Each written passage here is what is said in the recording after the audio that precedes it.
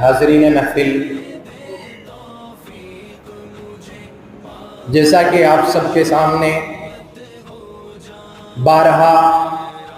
تقریر و خطابت کی اہمیت اور اس کی افادیت پر گفتگو ہوتی رہی ہے، روز اول ہی سے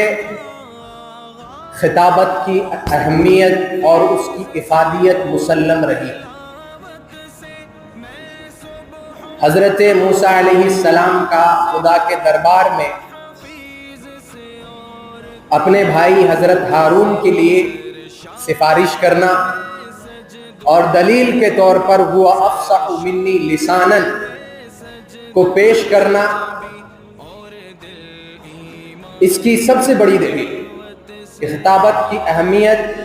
بہت ہے۔ حضرت جعفر طیار رضی